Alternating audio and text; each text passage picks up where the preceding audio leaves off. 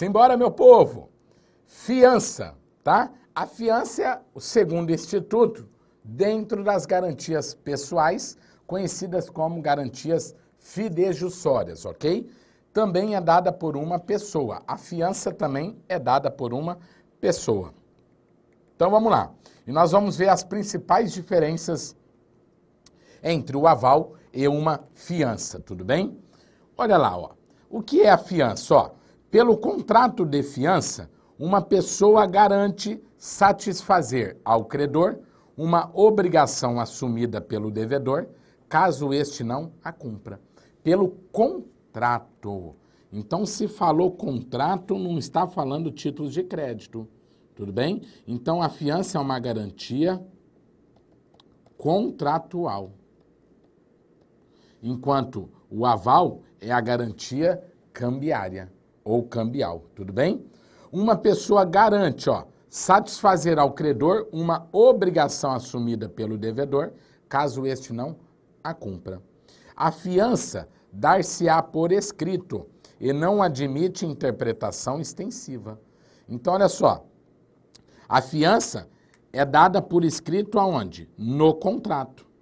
E não admite-se interpretação extensiva. Ou seja, na dúvida, né, na hora que você deu lá a sua fiança, foi fiador de um contrato. Na dúvida, eu não consegui verificar se o contrato era de 800 mil ou 600 mil.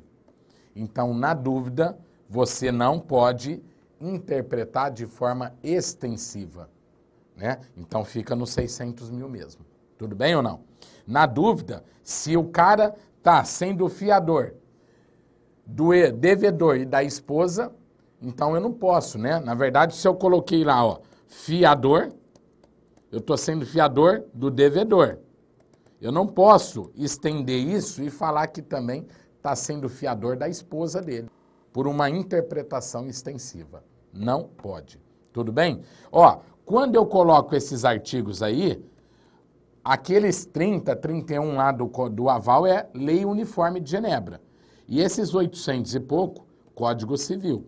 Então, também sugiro que você vá no Google, pega lá Código Civil, entra nesses artigos, vê onde está escrito lá do título, da fiança, né, do aval, e imprime esses artigos aí para você ler junto comigo, tudo bem?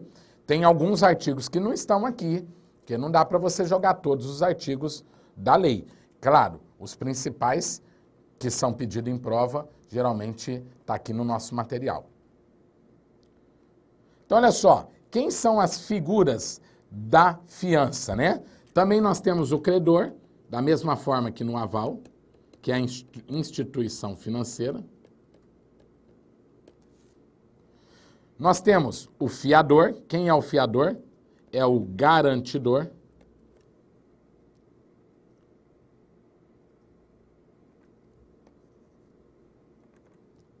O fiador é o garantidor. De quem? Do afiançado. Quem é o afiançado? É o devedor principal. Então, olha só. Na fiança, a garantia, ela é dada em um contrato. Por isso que eu falo garantia contratual. Por escrito. Ok ou não? Então, no aval, a garantia é cambiária.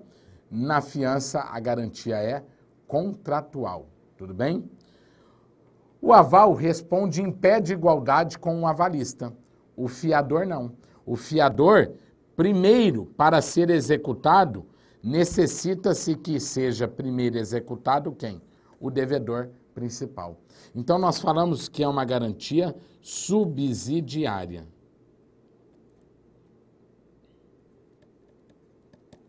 E acessória. Subsidiária e acessória. Por quê? O principal devedor é o afiançado. Então, se o banco quer executá-lo, o banco não pode primeiro me executar como fiador. No aval, o banco poderia executar tanto o devedor quanto o avalista, em qualquer momento. Agora, na fiança, não. o banco primeiro precisa executar o devedor principal, que é o afiançado, tudo bem? O devedor, para depois executar o fiador. Então, na verdade, esse devedor é o principal e o fiador, ele é acessório, um contrato acessório, tudo bem? E é subsidiária, por quê? Porque primeiro esgota-se os bens do devedor, para depois, subsidiariamente, cobrar quem? O fiador. Então, subsidiário não está em pé de igualdade, está num degrau abaixo. Ok ou não?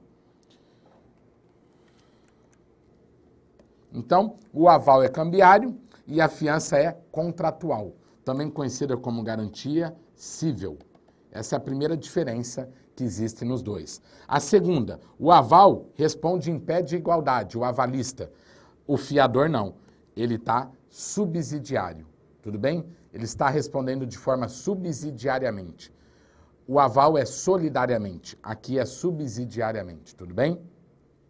E o fiador, ele é o quê? Acessório, tá? Por quê? Se o contrato do devedor for nulo, também estará nula a fiança. Então, grave aí. Nulo o principal, nulo o acessório. Ó, no aval não tem isso, lembra? Independente do contrato estar nulo, a obrigação, o avalista continua respondendo. Na fiança não, como é um contrato acessório, se o principal tornar-se nulo, o acessório também será nulo, né? Por quê? O acessório, ó, anota aí, o acessório segue quem? O principal. O acessório segue o principal. Maravilha? Então, são essas aí as principais diferenças entre o aval e entre a fiança. O que é o benefício de ordem? Ó, o benefício de ordem é o fiador demandado pelo pagamento da dívida tem direito a exigir, até a contestação da lite, que sejam primeiro executados os bens do devedor. O fiador que alegar o benefício de ordem a que se refere este artigo deve nomear bens do devedor, citos no mesmo município, livres e desembargados, quantos bastem para solver o débito. Então, olha só, quando eu falei para você que o banco vai executar o devedor principal, eu falei, primeiro, olha lá, esgota-se o bem do devedor para depois cobrar quem? O fiador. Então, na verdade, essa questão da subsidiariedade traz um requisito chamado como benefício de ordem. O que é o benefício de ordem? O benefício de ordem é o quê? É a oportunidade que o fiador tem de fazer, primeiro, ser executado os bens do devedor principal para depois ser executado os bens dele. Esse é o benefício de ordem. Claro, se o fiador tem esse benefício, ele vai ajudá-lo, o credor, a identificar os bens de quem? Do devedor. Então, o que ele vai fazer? O banco foi cobrar o fiador. O fiador fala, opa, não, meu amigo, a lei me dá o benefício de ordem. Cobra primeiro o devedor. E aí, neste caso, o fiador vai ajudar o banco, inclusive, a localizar os bens do devedor. O fiador vai falar, ó, ele está devendo, mas ele tem uma lancha, tem um avião, entendeu? Tem carro com as filhas, né? Entrega tudo, dedo duro.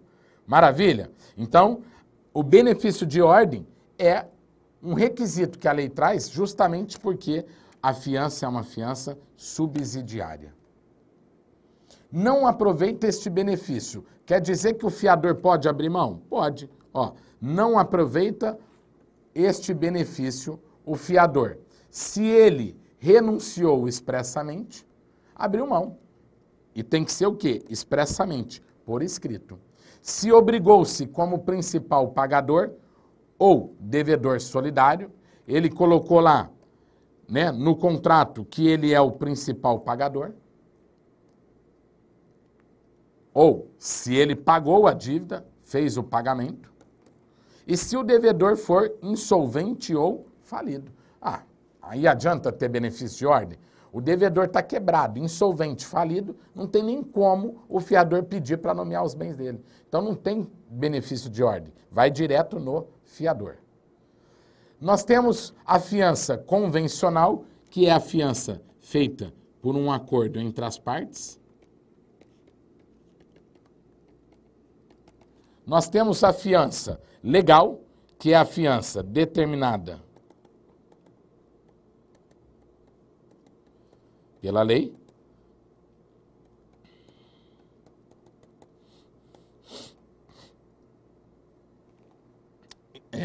Um filho deve, né? O pai é o fiador, né? Se meu filho mora comigo, não tem renda, por determinação legal, eu sou o fiador dele. E a judicial é aquela determinada pelo juiz.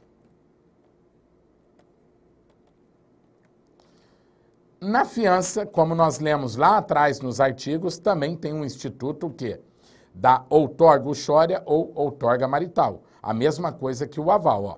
Autorização dada pela mulher ao marido para a prática de certos atos que sem seu consentimento não seria possível. Autorização da mulher para o marido, nós falamos de outorga uxória. E autorização do marido para a mulher, outorga marital. Tudo bem?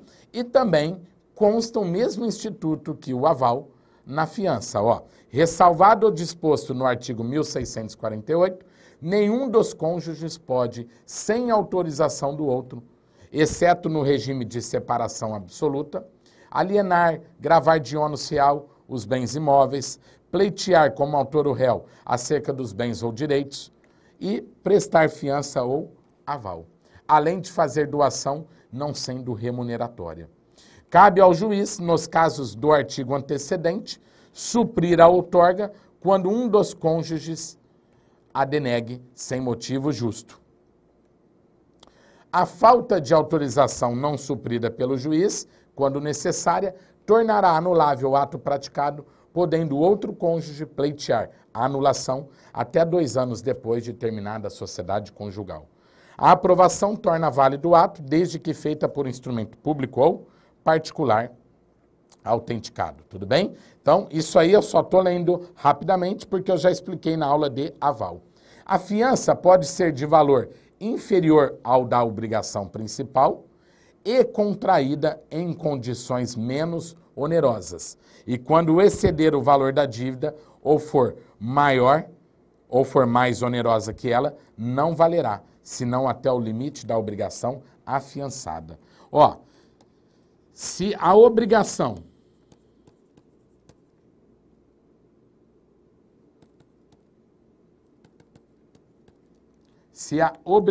ó,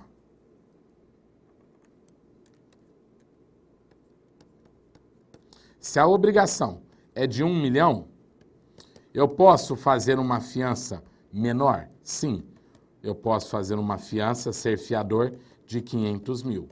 Pode, isso é a fiança parcial, é permitido.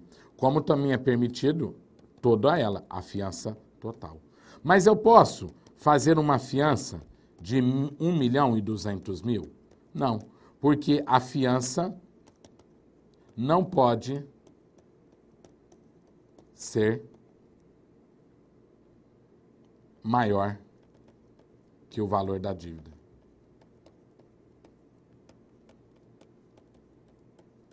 Olha lá, artigo 823. A fiança pode ser de valor inferior ao da obrigação principal e contraída em condições menos onerosas. E quando exceder o valor da dívida ou for mais onerosa que ela, não valerá, senão até o limite da obrigação afiançada.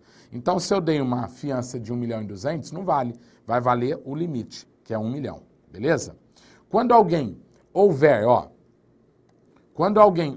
de oferecer fiador, o credor não pode ser obrigado a aceitá-lo se não for pessoa idônea, domiciliada no município onde tenha de prestar a fiança.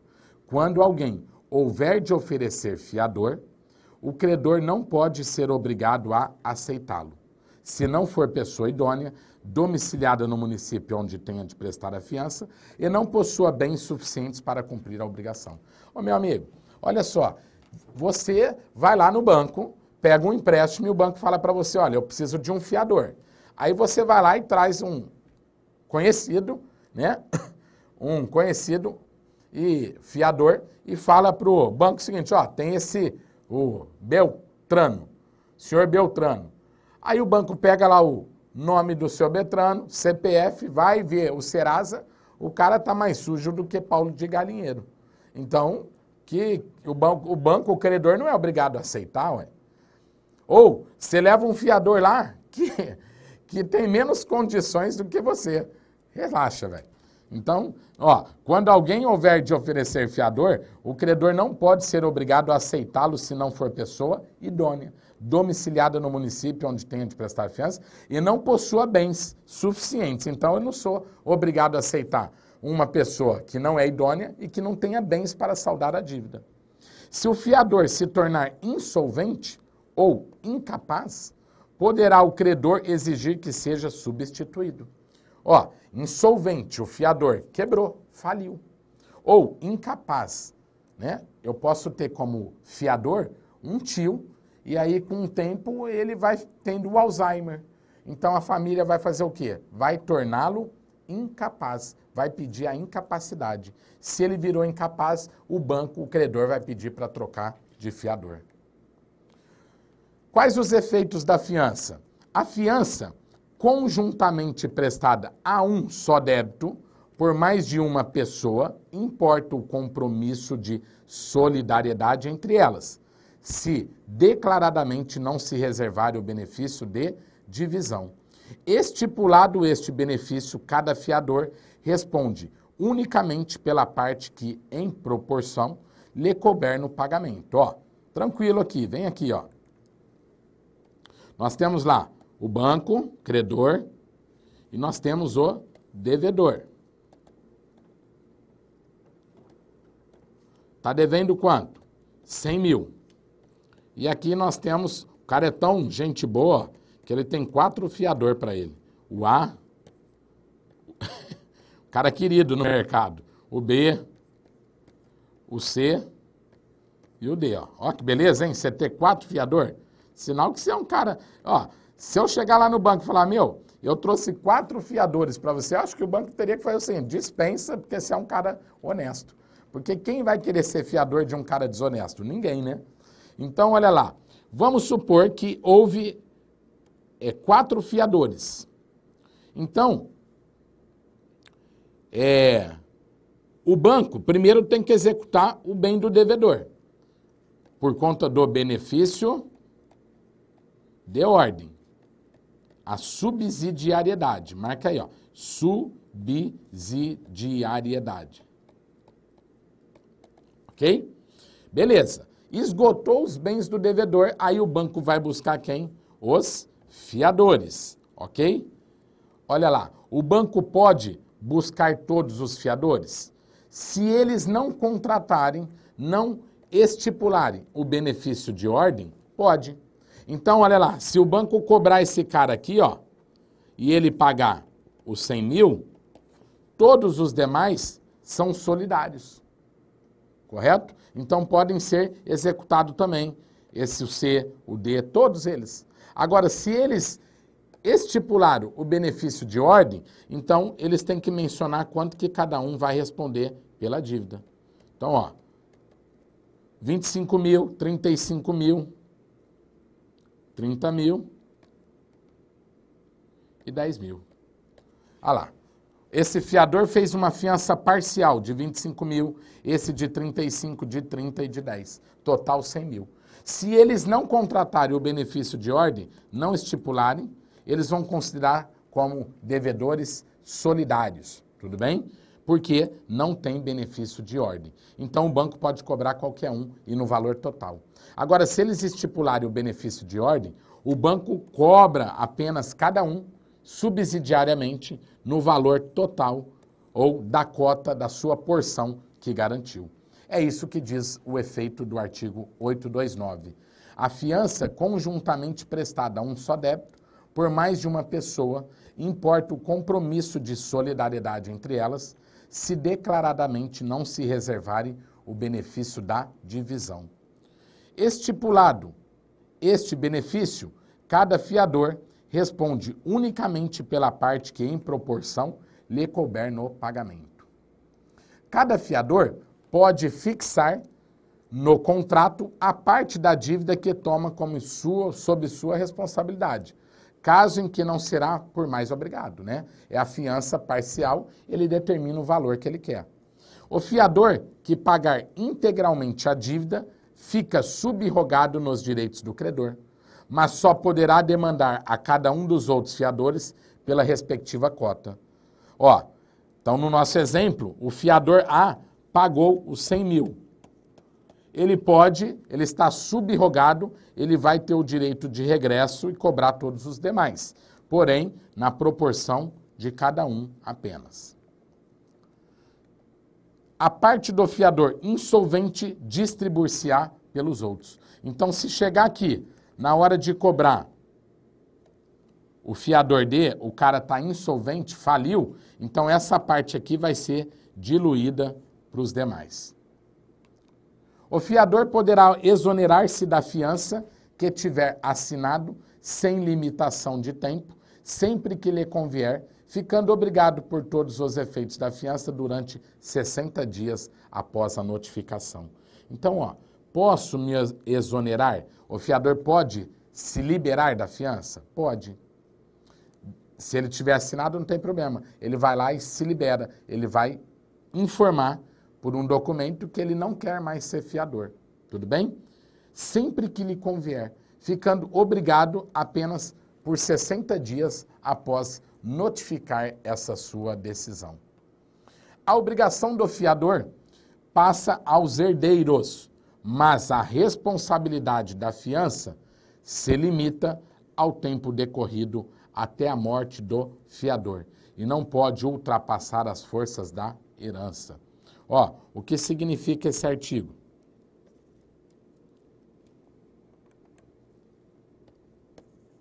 Olha só.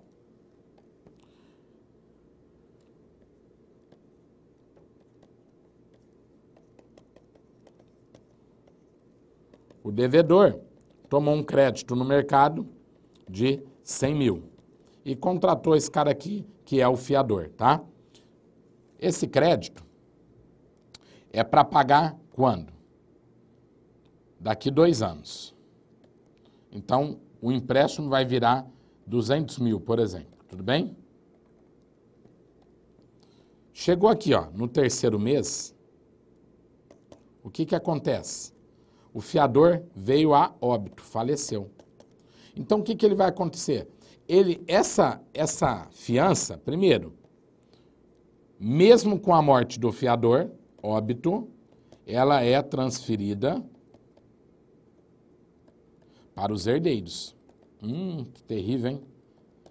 O cara morreu e deixou os filhos como fiadores. Então, os filhos vão ser os herdeiros desta fiança. Tudo bem? Então, na verdade, o banco continua tendo a garantia, porque agora os herdeiros são os filhos. Porém, a garantia não pode ultrapassar a data do óbito, ou seja, só vai ser nesse período aqui que o fiador garantiu, porque aquele veio a óbito, ele faleceu. Então, vamos supor que no 3º mês a dívida de 100 mil estava valendo 110. Então, ele vai responder somente pelos 110 mil e não pelos 200 mil que seria no final do contrato. Tudo bem? Ele responde até a data, o valor da data do momento que ele morreu. Ó, a obrigação do fiador passa aos herdeiros, mas a responsabilidade da fiança se limita ao tempo decorrido até a morte. A responsabilidade se limita ao tempo decorrido até a morte do fiador e não pode ultrapassar as forças da herança. O fiador, ainda que solidário, ficará desobrigado. Então, os casos de extinção da fiança, quando ela será extinta? quando, sem o consentimento do fiador, o credor conceder moratória ao devedor. Então, quer dizer, se o fiador não teve consentimento nenhum, o credor concedeu moratória, prazo, entendeu? Para o devedor pagar a dívida. Ele já pode se exonerar da fiança, extingue. Pelo fato do credor for impossível a subrogação nos seus direitos e preferência. Se, por fato do credor, for impossível a subrogação nos seus direitos e preferências. Olha, o credor fez uma meleca lá que não consegue transferir a dívida para o fiador, então extingue.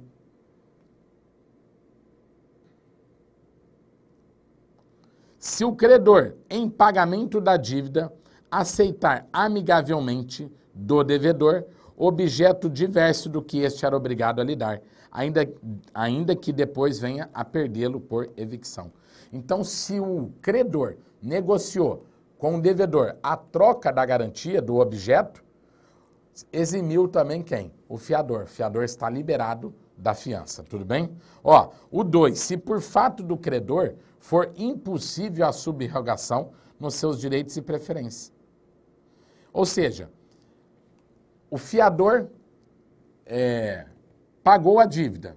Se tiver uma cláusula no contrato que o credor estipulou que ele não pode fazer o direito de regresso ao devedor, então extingue a fiança também. Ó. Se por fato do credor for impossível a subrogação nos seus direitos e preferência. Ou seja, se o fiador pagar a dívida, ele se torna o próprio credor. Ele se subrogou nos direitos e preferências do credor. Mas se essa subrogação for impedida, então extinguiu a fiança. Se for invocado o benefício da execução e o devedor, retardando-se a execução, cair em insolvência, ficará exonerado o fiador que o invocou, se provar que os bens por ele indicado era, ao tempo da penhora, suficientes para a solução da dívida afiançada. Ó, se for invocado o benefício da execução, né? Ou seja, o que é o benefício da execução? O retardamento da execução. Aí, o devedor retardando-se, olha lá, e o devedor retardando-se a execução, cai em insolvência. Então, olha só, o banco vai cobrar o devedor. Ele alega o benefício da execução, né? Retardamento da execução. E o fiador falou, ó, executa os bens do cara, que ele tem bens. Ele vai quebrar. E o banco nada fez. E aí o devedor quebrou, o fiador está isento da garantia. Ó, se for invocado o benefício da execução e o devedor, retardando-se a execução, cair em insolvência, ficará exonerado o fiador, quem o invocou, se provar que os bens por eles indicados eram ao tempo da penhora suficientes para a solução da dívida afiançada. Ou seja, ó, o fiador, melhor, o credor cobrou quem? O devedor. E o devedor falou assim, olha, eu tenho um imóvel, posso pagar com esse imóvel? É o benefício da execução. O credor falou, beleza. E o fiador falou, ó, esse imóvel, além desse, tem um veículo também, que dá para pagar a dívida. Só que o banco demorou, retardou a execução. Se o banco retardou a execução e esse devedor vir a uma insolvência ou falência, aí o fiador não tem culpa nenhuma, né? Ele tentou de todas as formas ajudar quem? Ele tentou de todas as formas ajudar o banco, o credor. Show de bola? Fiança bancária é um contrato através do qual o banco, fiador, garante o cumprimento da obrigação de seu cliente, afiançado, junto a um credor em favor do qual a obrigação deve ser cumprida, beneficiário. A fiança bancária também é uma garantia pessoal, né? Por quê? A fiança é dada pelo banco e o banco é uma pessoa jurídica. Então pensa assim, ó. Tem uma prefeitura de uma cidade que está fazendo uma licitação de obras e tem uma construtora na cidade que quer participar da licitação. Porém, para participar na licitação, a construtora precisa fazer um depósito, caução. De qual valor? Vamos lá, 10 milhões. Só que ela não quer tirar o dinheiro da aplicação para fazer o depósito. Então, o que ela faz? Ela vai até a instituição financeira, banco, e pede uma carta de fiança de qual valor? Nos 10 milhões. Certo? O banco vai fazer o quê? Vai analisar o crédito, saber se é um bom pagador ou não, se tem como aprovar esse crédito para o cliente, tá certo? O banco vai cobrar taxas para fazer a fiança, né? O banco vai ver se a construtora tem garantia para dar. Geralmente é a própria aplicação, o CDB, tá? Aí o que o banco faz? Concede a carta de fiança, ok? Depois de uma análise de crédito. Maravilha? Então, ó, é um contrato através do qual o banco, que é o fiador, garante o cumprimento da obrigação do seu cliente, afiançado, junto a um credor, em favor do qual a obrigação deve ser cumprida. O credor beneficiário, no caso, seria quem? A prefeitura municipal. Tudo bem? O banco deu essa carta de fiança em favor do terceiro beneficiário. Quais as características da fiança bancária? Vamos lá. Isento de IOF. Ó, a fiança é isento de IOF por quê? Porque ela não é uma operação financeira, né? Ela é uma prestação, o banco não faz uma operação financeira, e sim, ele presta um serviço financeiro.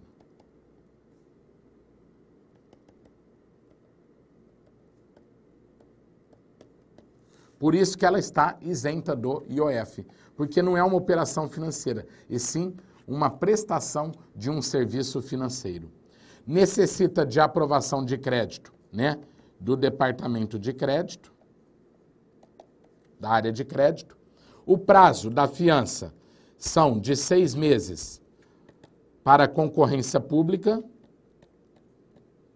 e 12 meses, até 12 meses, se for uma licitação privada, tá? E tem garantia? Tem, o banco pode pedir garantia, que geralmente é a aplicação financeira.